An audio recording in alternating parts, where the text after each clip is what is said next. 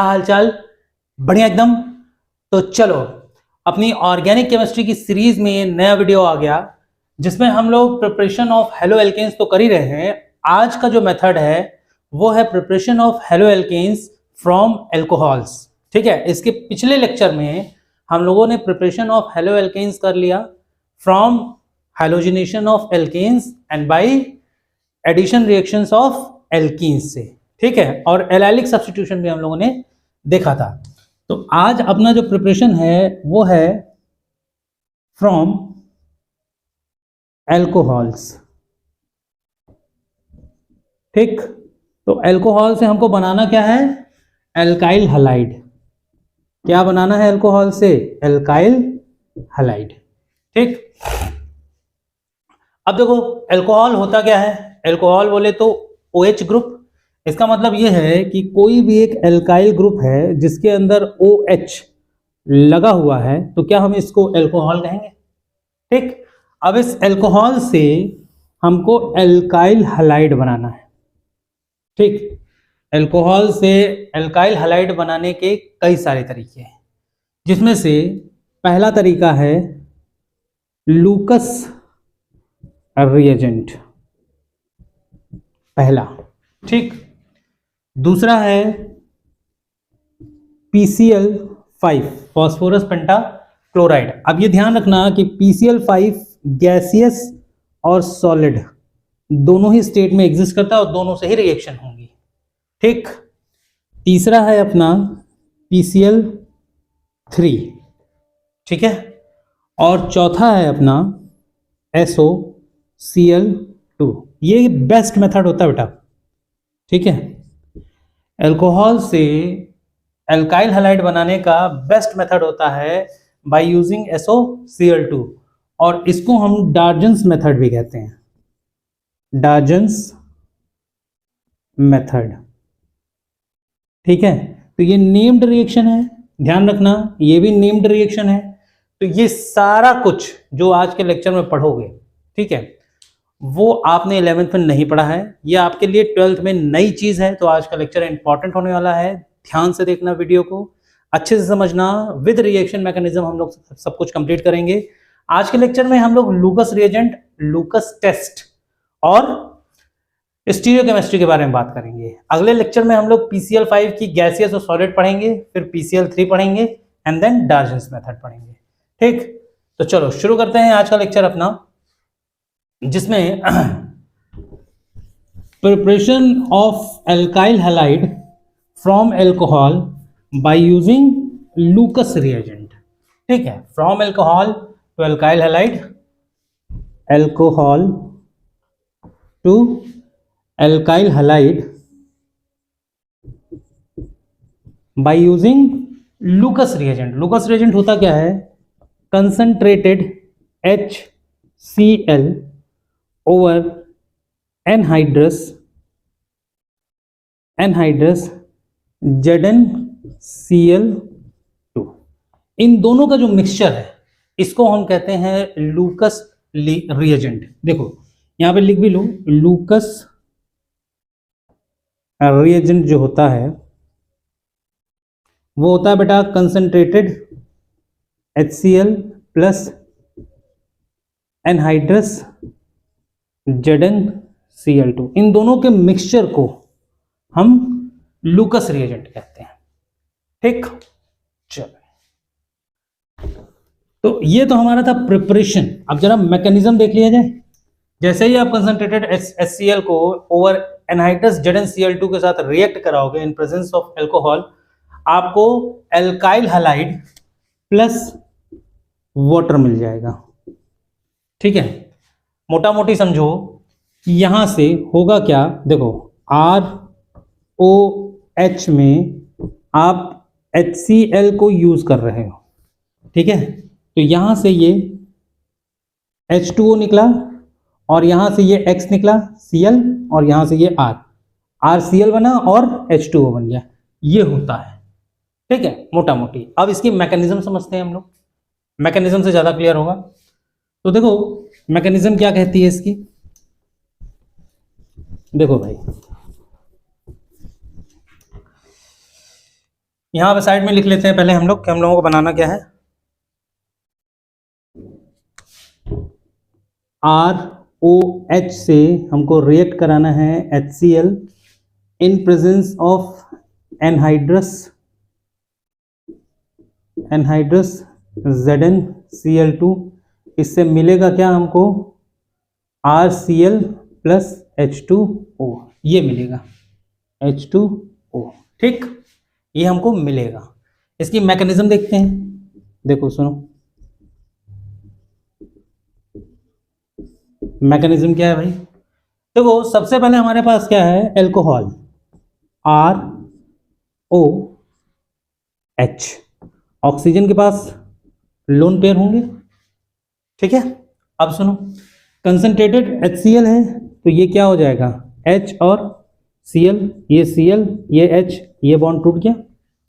आ गई बात समझ में, ये H प्लस होगा और ये Cl माइनस। अब सुनो, ये तो प्रेजेंट होगा ही होगा। हमारे पास क्या है, एनहाइड्रस ZnCl2।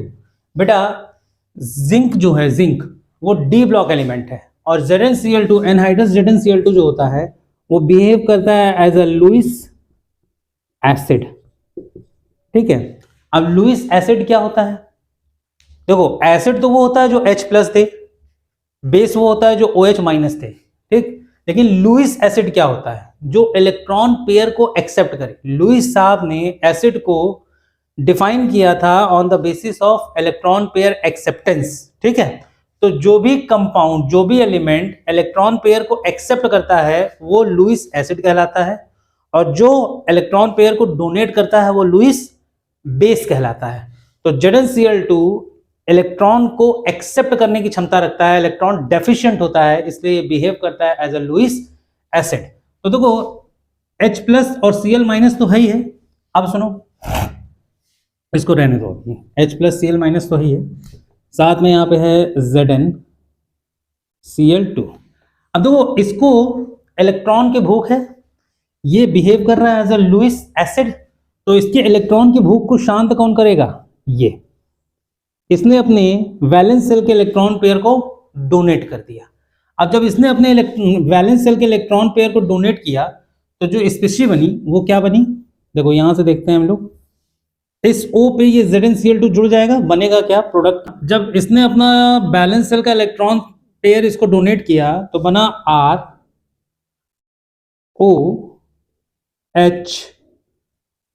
ZnCl2, ठीक है, ये बन गया। अब देखो चूंकि ऑक्सीजन ने अपने वैलेंस सेल के इलेक्ट्रॉन पेयर को डोनेट किया है तो यहाँ पे आ गया पॉजिटिव, और जिंक ने एक्सेप्ट किया तो इसलिए इसके ऊपर आ गया निगेटिव। अब देखो ऑक्सीजन के ऊपर positive charge, oxygen electronegative element है, और इलेक्ट्रोनेगेटिव एलिमेंट इलेक्ट्रॉन खींचने की क्षमता रखता है। किसी ने इसके खुद के इलेक्ट्रॉन खींच लिए, इसके ऊपर पॉजिटिव चार्ज आ गया, ऑक्सीजन को गुस्सा आ जाएगा।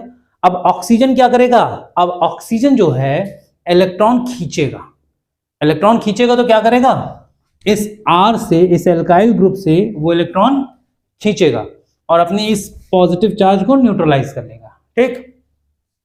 तो इसके बाद बनेगा क्या, इसके बाद बनेगा R प्लस, इसने इलेक्ट्रॉन दे दिया तो R प्लस हो गया, प्लस ZnCl2OH। अब ऑक्सीजन तो न्यूट्रलाइज हो गया तो OH, और जिंक के ऊपर आ गया निगेटिव। तो देखो यहां पे जो R प्लस बना बेटा, ये इंटरमीडिएट बना है, ध्यान रखना, ये क्या बना है, इंटरमीडिएट कार्बो कटायन। इंटरमीडिएट क्या बना इसका, कार्बो कटायन। अब देखो, अब इस इंटरमीडिएट कार्बो कटायन R प्लस पर यहां पे HCl में भाई ये H रहा होगा, ये Cl रहा होगा, ये बॉन्ड ब्रेक हुआ होगा, ये माइनस और ये प्लस हो गया होगा। अब ये Cl माइनस क्या इस कार्बो कटायन पर अटैक मारेगा, ठीक। अब ये न्यूक्लियोफाइल इस R प्लस पे जब अटैक मारेगा तो क्या RCl बन जाएगा, ठीक है। तो ये RCl बन गया, और ये जो H प्लस है, ये H प्लस जब इस पे अटैक मारेगा तो OH और ये H मिलके H2O बाहर निकाल देगा, और क्या निकालेगा, H2O प्लस ZnCl2, क्योंकि H प्लस जब इस पे अटैक मारेगा तो जिंक का निगेटिव चार्ज न्यूट्रलाइज हो जाएगा, प्लस ZnCl2। अब देखो यहां पे एनहाइड्रस ZnCl2 जो था वो हमारा एज अ कैटलिस्ट यूज हो रहा था। तो कैटलिस्ट का काम क्या होता है, किसी भी रिएक्शन में कंज्यूम नहीं होता, जैसे वो यूज हुआ था वैसे ही वो बाहर निकल जाता है। तो देखो ZnCl2 यहाँ पे यूज हुआ और एज इट इज ZnCl2 वापस आ गया बाहर, तो ये एज अ कैटलिस्ट यूज हुआ। ठीक है, रिएक्शन को होने में इसने मदद कर दी लेकिन ये कंज्यूम नहीं हुआ। तो हमारा जो मेन प्रोडक्ट था एल्काइल हैलाइड वो हमको मिल गया और बाई प्रोडक्ट क्या मिल गया, वाटर। ठीक, अब एक चीज ये बताओ, मैकेनिज्म तो समझ में आ गई, ये रिएक्शन कौन सी थी, कौन सी रिएक्शन थी? देखो यहां से OH माइनस बाहर निकला और यहां पर Cl माइनस अंदर आया, एक न्यूक्लियोफाइल निकला और दूसरा न्यूक्लियोफाइल आया। न्यूक्लियोफिलिक सब्स्टिट्यूशन हो रहा है, एक न्यूक्लियोफाइल को दूसरा न्यूक्लियोफाइल सब्स्टिट्यूट कर रहा है। तो क्या न्यूक्लियोफिलिक सब्स्टिट्यूशन रिएक्शन हो रहा है? बोलो, एक न्यूक्लियोफाइल को दूसरा न्यूक्लियोफाइल सब्स्टिट्यूट कर रहा है। ठीक, तो न्यूक्लियोफिलिक सब्स्टिट्यूशन रिएक्शन तो है, लेकिन कौन सी है? Nucleophilic substitution unimolecular, bimolecular, SN1 और SN2, कौन सी? तो भाई अगर 11th में तुमने SN1 और SN2 पढ़ा होगा तो SN1 में ये तुम्हें पता होगा कि SN1 में जो इंटरमीडिएट बनता है वो कार्बोकटायन बनता है, SN2 में इंटरमीडिएट कार्बोकटायन नहीं बनता, पीछे से अटैक मार देता है। ठीक है, एक न्यूक्लियोफाइल जैसे हट ही रहा था वैसे ही पीछे से दूसरा न्यूक्लियोफाइल अटैक मार देता। इंटरमीडिएट स्टेट ट्रांजिशन होती है, उसमें कोई भी कार्बोकटायन नहीं बनता, ट्रांजिशन स्टेट होती है। ठीक, तो अगर यहाँ पे इंटरमीडिएट स्टेट में कार्बोकटायन बन रहा दैट मीन्स कि ये SN1 रिएक्शन होगी। कौन सी रिएक्शन होगी? SN1। ठीक, तो मैकेनिज्म भी समझ में आ गया, कौन सी रिएक्शन है वो भी समझ में आ गया। एक चीज और ध्यान रखना कि यहाँ पे ये जो कार्बोकटायन बना है बेटा, ये sp2 हाइब्रिडाइज्ड होता है। इसकी हाइब्रिडाइजेशन क्या होती है? sp2। और sp2 हाइब्रिडाइज्ड कार्बन जो होता है वो प्लेनर स्पीशी होता है। ठीक है, कैसा स्पीशी होता है? ये प्लेनर स्पीशी होता है। क्यों बता रहा हूं मैं ये? क्योंकि अभी जस्ट अभी हम लोग जब इसकी स्टीरियोकेमिस्ट्री डिस्कस करेंगे तो उसमें ऑप्टिकल आइसोमेरिज्म में प्लेनर स्पीशी, sp2, ये सारी सब कुछ हम लोगों को डिस्कस करने की जरूरत पड़ेगी। ठीक, तो यहां तक चीजें समझ में आ गई। चलो अब लगे हाथ फटाक से हम लोग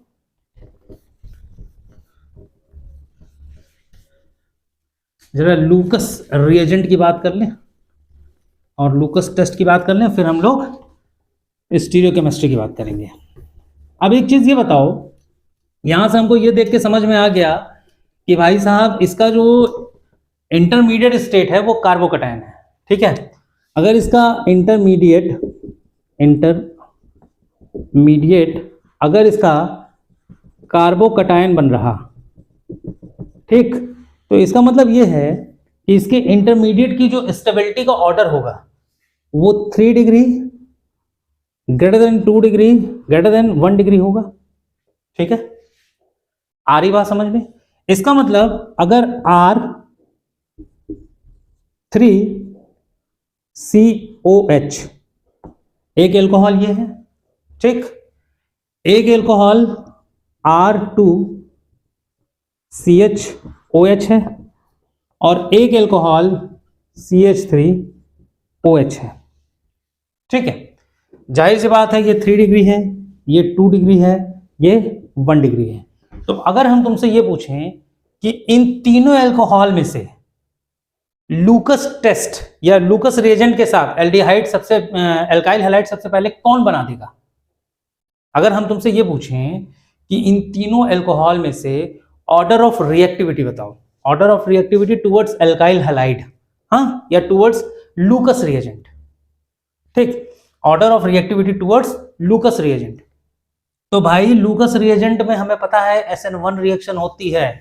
SN1 रिएक्शन में इंटरमीडिएट कार्बोकटायन बनता है और कार्बोकटायन में जो 3 डिग्री होता है वो सबसे ज्यादा स्टेबल होता है। तो सबसे पहले ये देगा, OH हटेगा, कार्बोकटायन 3 डिग्री बनेगा, तो सबसे पहला सबसे तेज लूकस रिएजेंट के साथ रिएक्शन ये देगा, फिर ये देगा, फिर ये देगा। तो ऑर्डर ऑफ रिएक्टिविटी क्या बना? ये ऑर्डर ऑफ रिएक्टिविटी काहे के साथ? टुवर्ड्स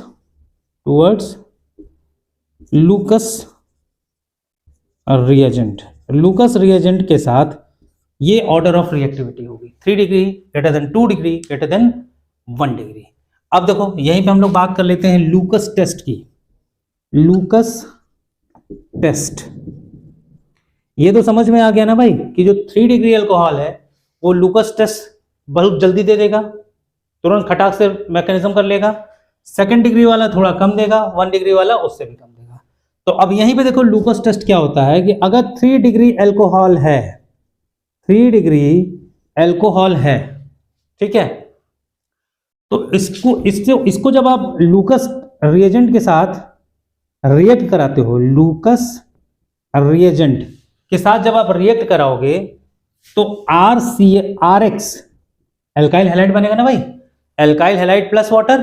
तो ये जो RX बनेगा ये व्हाइट कलर की पीपीटी होती है, व्हाइट पीपीटी बनता है, ठीक है। RX एल्काइल हैलाइड जो बनता है वो व्हाइट कलर की पीपीटी बनता है, ठीक। तो जैसे ही आप 3 डिग्री के साथ कराओगे तो ये इमीडिएट व्हाइट पीपीटी दे देगा, तुरंत। कैसे देगा ये? इमीडिएट व्हाइट पीपीटी दे देगा। अगर 2 डिग्री अल्कोहल है, अगर ये 2 डिग्री अल्कोहल है, ठीक, तो ये व्हाइट पीपीटी जो देगा,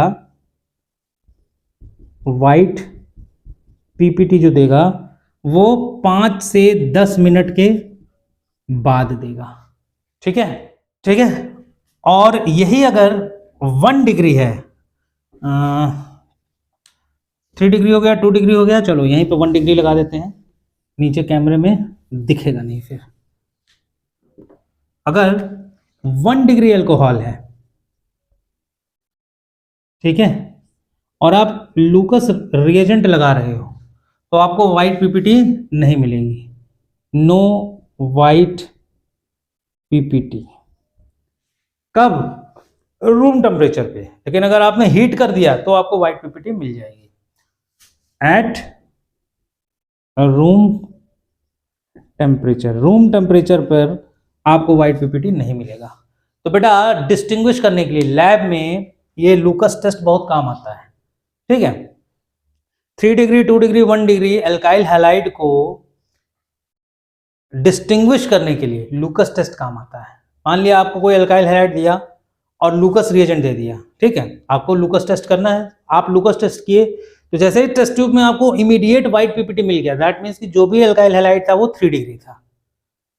आपने टेस्ट ट्यूब में लूकस रिएजेंट डाला और व्हाइट पीपीटी आपको 5 से 10 मिनट के बाद मिला, तो इसका मतलब जो भी आपका रिएक्टेंट था वो 2 डिग्री एल्काइल हैलाइड था। और व्हाइट पीपीटी मिल ही नहीं रहा है रूम टेम्परेचर पे जब तक कि आपने उसको हीट नहीं किया, दैट मीन्स कि वो 1 डिग्री था। तो ये है आपका लूकस टेस्ट जो कि आता है एग्जामिनेशन में, वाइबा में भी पूछ दिया जाता है कभी कभी, ठीक है, इंपॉर्टेंट है। और लूकस रिएजेंट से हम कैसे अल्काइल हैलाइड बनाते हैं उसकी पूरी कंप्लीट रिएक्शन मैकेनिज्म, ठीक है। चलो अब जरा हम लोग बात कर लेते हैं इसकी स्टीरियोकेमिस्ट्री के बारे में, ठीक। अब एक चीज ये बताओ, स्टीरियोकेमिस्ट्री में कोई भी कंपाउंड अगर ऑप्टिकल आइसोमेरिज्म पढ़े होगे, कोई भी कंपाउंड अगर ऑप्टिकल आइसोमेरिज्म शो कर रहा है तो उसकी पहली कंडीशन क्या होती है कि कंपाउंड में कायरल कार्बन होना चाहिए, ठीक है। पहली कंडीशन होती है कि कंपाउंड में कायरल कार्बन होना चाहिए। तो मान लो सपोज कर लो कि एक कोई अल्कोहल है जिसकी एक वैलेंसी CH3 फुल कर रहा है, एक वैलेंसी C2H5 फुल कर रहा है, एक वैलेंसी C3H7 फिल कर रहा है, एक वैलेंसी OH फिल कर रहा है, ठीक है। अब अगर ये ऐसा कोई अल्काइल है, अल्कोहल है 3 डिग्री, और इससे हमने रिएक्ट करा दिया क्या, कंसंट्रेटेड HCl एनहाइड्रस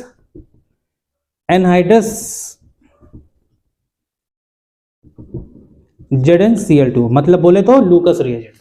अगर हमने इससे रिएक्ट करा दिया तो फाइनल प्रोडक्ट क्या बन जाएगा, फाइनल प्रोडक्ट जो बनेगा वो C3H7C CH3 C2H5Cl, एक तो ये बनेगा, ठीक है।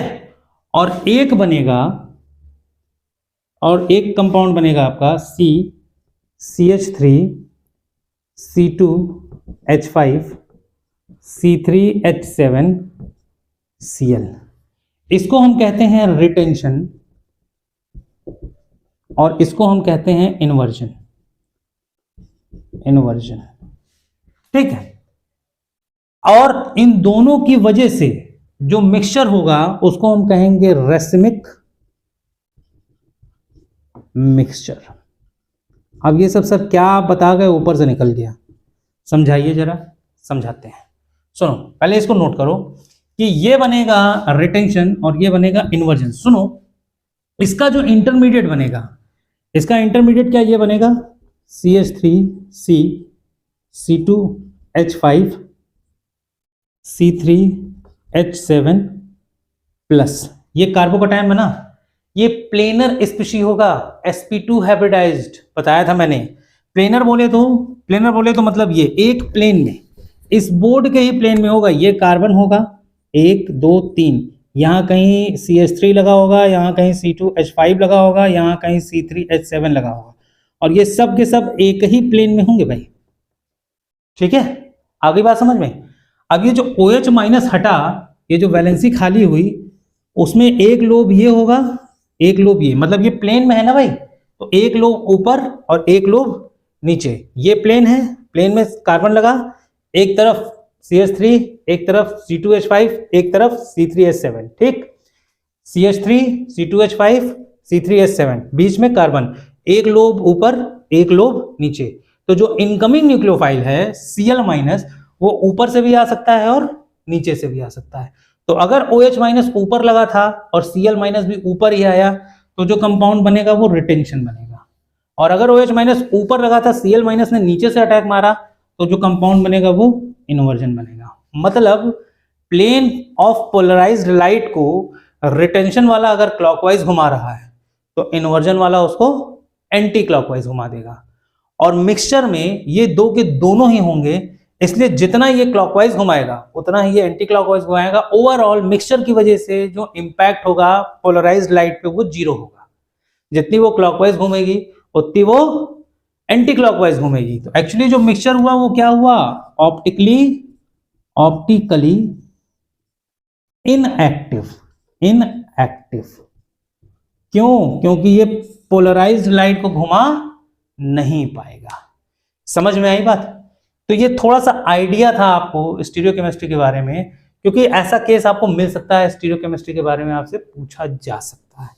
12th बोर्ड एग्जाम देने जा रहे हो, 11th पढ़ के आए हो, आइसोमेरिज्म पढ़ के आए हो, पूरा 12th पढ़ चुके हो, तो ये एक्सपेक्टेड है कि ये सारी चीजें आपको पता होनी चाहिए।